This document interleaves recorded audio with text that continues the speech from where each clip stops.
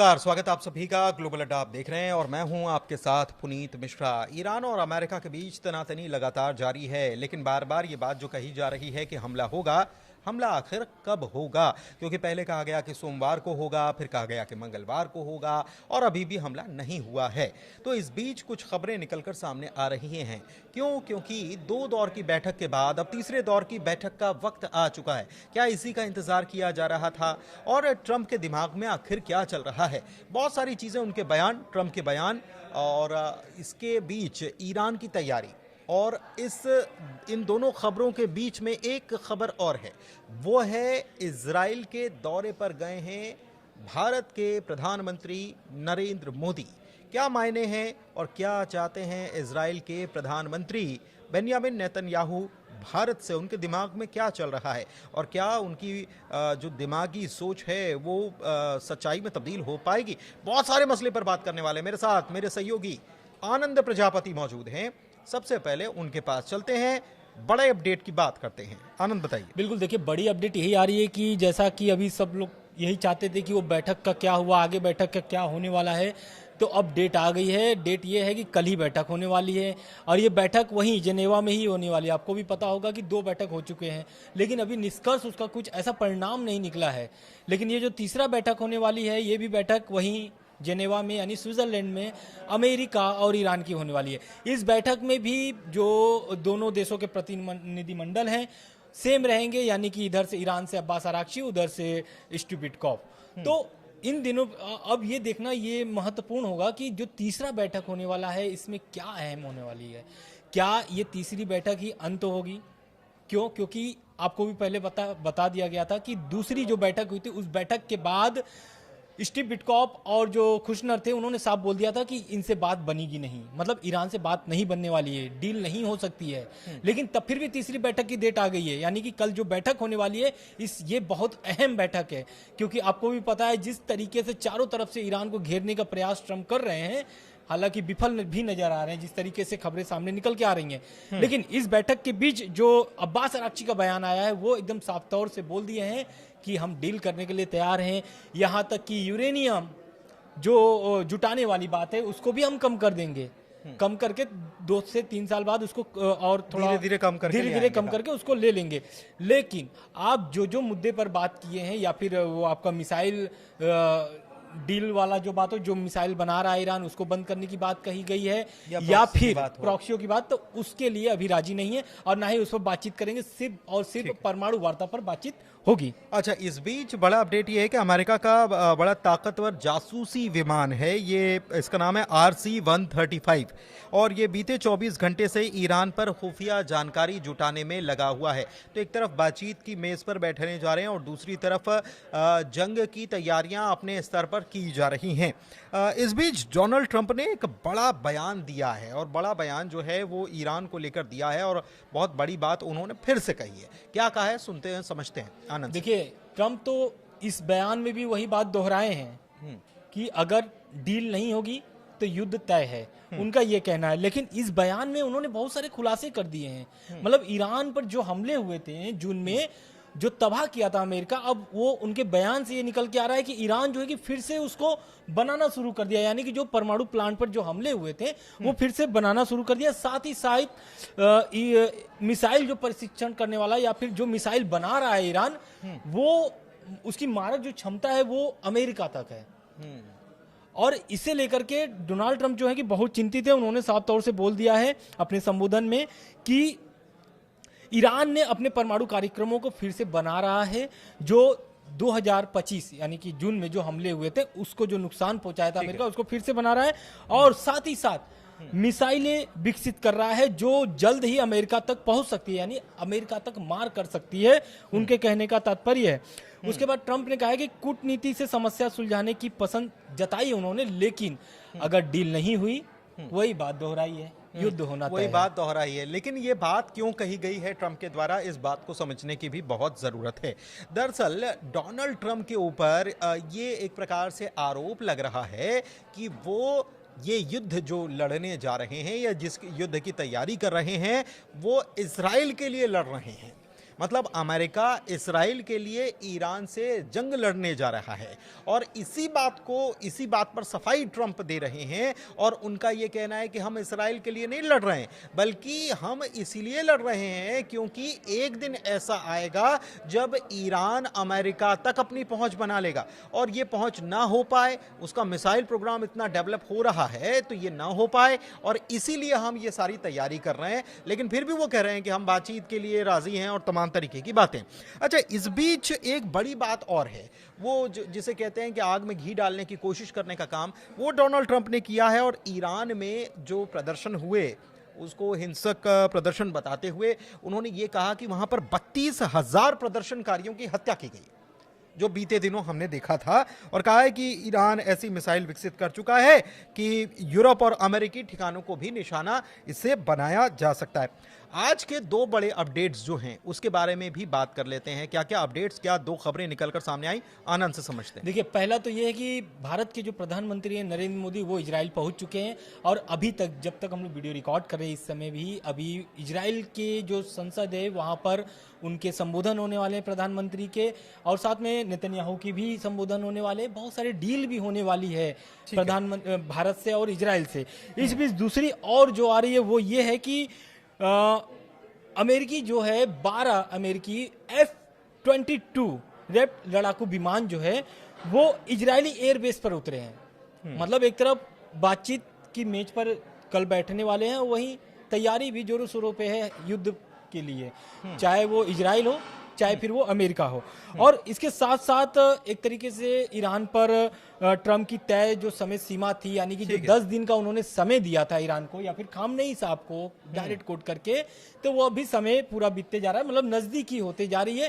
तो ये तीसरी बैठक इसलिए भी अहम हो जाती है क्योंकि अगर ये बैठक सफल नहीं होती है, जिस तरीके से तैयारी है, या फिर F-22 जो ये फाइटर जेट है अमेरिकी, फिफ्थ जनरेशन फाइटर जेट यहाँ पर पहुंचा दिए गए हैं। अच्छा, इस बीच जब प्रधानमंत्री नरेंद्र मोदी, भारत के प्रधानमंत्री वहां पहुंचे हैं, तो जाहिर सी बात है कि भारत किस बात का पक्षधर है, भारत भी कूटनीति का पक्षधर है और भारत भी यही कहेगा कि बातचीत से इस मसले को शांति से हल किया जा सके, ऐसी कोशिश की जानी चाहिए, ना कि जंग के मैदान में उतरना चाहिए, क्योंकि जंग किसी चीज का विकल्प नहीं है। अच्छा, एक चीज और है जिसके बारे में आनंद बता रहे थे कि प्रधानमंत्री वहां पर पहुंचे हुए हैं, और इस बीच 2 दिन पहले नेतन्याहू ने क्या कहा।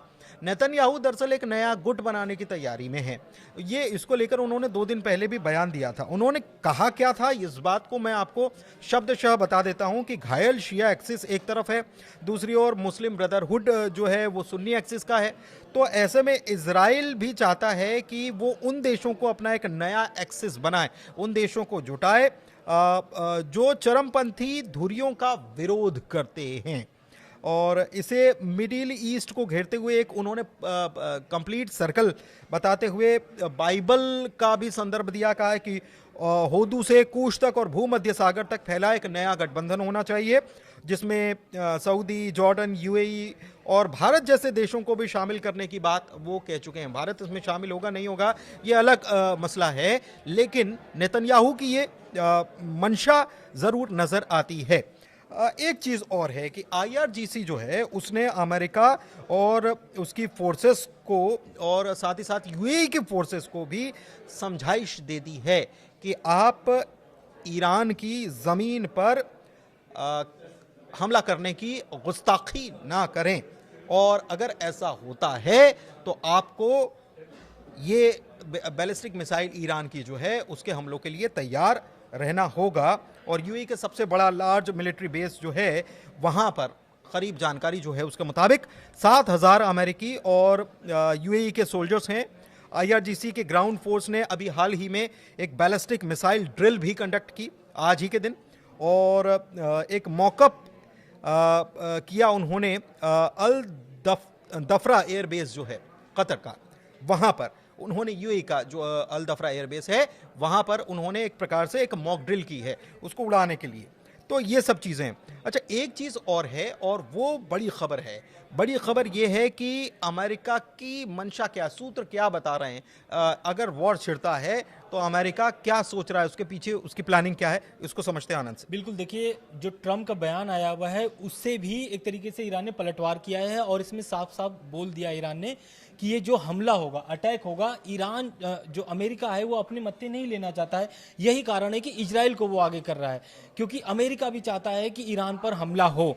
तो ईरान की जो रक्षा सूत्र के आरटी एक है एजेंसी, उनसे बात करके वाशिंगटन, मतलब उसमें उन्होंने बयान में कहा है कि वाशिंगटन जो है कि सीधे युद्ध शुरू करना चाहता है और देश को, मतलब अपने अमेरिका को बचाने के लिए वो इजराइल को आगे करना चाहते हैं। मतलब एक तरीके से इजराइल पर आरोप लगे कि अमेरिका कभी हमला नहीं करना चाहता था, इजराइल प्रेशर बना रहा था, इस कारण से इजराइल से पहले हमला हुई है, फिर बचाव के लिए। क्योंकि देखिए 2025 जून में भी आप देखे होंगे तो पहला अटैक जो था वो इजराइल ने ही किया था, फिर बाद में अमेरिकी B-2 बॉम्बर्स आते हैं और बम बरसाते हैं। लेकिन इसके बीच जो डोनाल्ड ट्रंप हैं उन्होंने एक बयान ये भी दिया कि हम इजराइल के लिए नहीं लड़ने जा रहे हैं। अच्छा, एक चीज़ और है कि मैंने आपको बताया कि IRGC ने एक अमेरिकी अल दफरा एयरबेस के रेप्लिका पर मिसाइल हमले का अभ्यास किया है। एक चीज़ और जानकारी निकलकर सामने आई है कि अगर ट्रंप ईरान के पीसफुल न्यूक्लियर प्रोग्राम को लेकर कोई समाधान चाहते हैं तो उसका एकमात्र रास्ता कूटनीति है, अब्बास अराक्ची ने कहा है। दूसरी तरफ ईरान के प्रेसिडेंट कह रहे हैं कि उनको भी उम्मीद है, अच्छा साइन बता रहे हैं, positive outcome ahead of talks with US। मतलब उन्होंने कहा कि हमको लग रहा है कि कुछ अच्छा निष्कर्ष निकलकर सामने आएगा अमेरिका से बातचीत के बीच में। एक खबर और है, वो है कि ईरान ने 450 से ज्यादा फतह हाइपरसोनिक मिसाइल जो है इराक, कुवैत और UAE की बॉर्डर पर तैनात कर दी है, जिसकी रेंज जो है 250 किलोमीटर है और 5 मैक की स्पीड से ये 225 किलोग्राम वॉरहेड ले जाने की तैयारी में, क्षमता में है। तो ये सारी चीजें क्या बिल्कुल, बताती हैं? देखिए एक इसके साथ तो एक और तैयारी है ईरान की, और वो एक तरीके से रूस और चीन से समर्थन भी मांगे है, ईरान ने मांगा है। क्यों? क्योंकि आपको भी पता है कि हुर्मुज में जो है कि एक तरीके से युद्ध अभ्यास हुआ था ईरान का। अब इस युद्ध अभ्यास के बाद जो ड्रिल किया है ईरान ने, उसमें अब रूस और चीन से समर्थन मांग रहा है ईरान। इसके साथ साथ ईरान ने कह दिया है साफ तौर से कि लिमिटेड स्ट्राइक, यानी कि जैसी कोई चीज नहीं होती है। ये ट्रंप का बयान है। ट्रंप का कहना है कि लिमिटेड हमले होंगे, कुछ ईरान के कुछ ही जगहों पर हमले होंगे। तो इस पर खामनेई साहब का बयान भी आ गया था कि खामनेई साहब का कहना है कि अगर ईरान के किसी भी क्षेत्र में एक भी हमला होता है तो ये रीजनल वॉर में तब्दील हो जाएगी। उसके साथ साथ एक और खबर सामने आती, खबर ये भी है क्योंकि अब जिस तरीके से तनाव बढ़ते जा रहा है, तीसरी बैठक होने वाली है कल जेनेवा में। अब ये बैठक बहुत महत्वपूर्ण है क्योंकि 24 से 48 घंटे वाली जो अब एक तरीके से वो डेडलाइन चल रहे थे कि 24 घंटे में या फिर 48 घंटे में हमले हो सकते हैं, तो अब ये बैठक तय कर सकती है कि आगे क्या होने वाला है। उसके साथ साथ तेल की कीमतों में हल्की बढ़ोतरी देखी गई है। ये कारण इसलिए हो गया क्योंकि जिस तरीके से बैठक टेंशन बढ़ रहा है। बिल्कुल टेंशन बढ़ रहा है। अच्छा, इस बीच आप ये बात सोच रहे होंगे कि अमेरिका और ईरान के बीच इतनी टेंशन है, तमाम चीजें हैं, लेकिन हमला क्यों नहीं हो रहा है? हाँ, तो इस चीज़ को आप इस बात के से समझिए कि ये आज की स्क्रिप्ट नहीं है या आज के हालात को लेकर ये सब तय नहीं हुआ है। आप ये समझिए कि जो 12 दिन का जो हुआ था वो तो केवल एक पिक्चर का ट्रेलर था। क्यों हम ये कह रहे हैं? क्योंकि जब 12 दिन हुए और तब जब ईरान सबसे कमज़ोर था, उस वक्त, कमज़ोर कहने का मतलब मेरा ये है कि ईरान ने अपनी मिसाइल पावर तो दिखाई, लेकिन उस वक्त ईरान की फ्रंट लाइन जो थी उसको तोड़ने का काम किया, टॉप लाइन जो है उसको तोड़ने का काम किया था मोसाद ने। और उस वक्त अगर आप देखेंगे तो उस वक्त अमेरिका चाहता तो और आगे हमले बढ़ा सकता था, लेकिन अमेरिका पीछे हट गया। क्यों? क्योंकि एक होता है प्लानिंग और दूसरा होता है एग्जीक्यूशन। तो प्लानिंग तभी हो गई थी कि 6 महीने बाद क्या करना है, और ईरान को भी इस प्लानिंग की कहीं ना कहीं भनक लग चुकी थी, इसलिए ईरान ने अपनी तैयारी जो है पूरी तरह से मुकम्मल कर ली। अभी भी इसलिए नहीं हो रहा है क्योंकि प्लानिंग जो की गई है उसके हिसाब से एग्जीक्यूशन अभी हुआ नहीं है, अभी जमीन पर वो तस्वीर नजर नहीं आ रही। और सबसे बड़ी बात, सबसे बड़ी दिक्कत यह है कि जो प्लानिंग बनाई गई, जिन लोगों ने बीच में बैठकर प्लानिंग बनाई, उन लोगों से इतर जिनको एग्जीक्यूट ये करना है वो अलग दुविधा में फंसे हुए हैं। हम बात कर रहे हैं अमेरिकी सैनिकों की। गेराल्ड फोर्ड जो जहाज है उसका टॉयलेट जाम हो जाना, पहले से ही वो खराब था, उसको भेजा जाना, क्या ये जिद है? दूसरी तरफ पेंटागन की तरफ से यह समझाइश देना कि ईरान से बातचीत के जरिए मसला हल कीजिए, ना कि युद्ध, क्योंकि युद्ध होगा तो अमेरिका को खासा नुकसान होगा। इसका मतलब ये कि प्लानिंग तो हुई, लेकिन प्लानिंग में उन लोगों को शामिल नहीं किया गया जो इसका अहम हिस्सा थे, और उसका नतीजा आज ये है कि अमेरिका कहीं ना कहीं बैकफुट पर नजर आ रहा है। लेकिन अभी कल की बैठक होगी, और कल की बैठक के बाद क्या होता है यह बहुत ज्यादा इंपॉर्टेंट है, और इसमें भारत की तरफ से इस मामले पर क्या कहा जाता है, क्या संदेश दिया जाता है, यह भी बहुत इंपॉर्टेंट है। इस पर नजर बनी हुई है। फिलहाल चर्चा को यहीं समाप्त करते हैं। कैसा लगा वीडियो, कैसी लगी जानकारी, जरूर बताइएगा। ग्लोबल अड्डा को प्यार देते रहिए। बहुत शुक्रिया। शुक्रिया।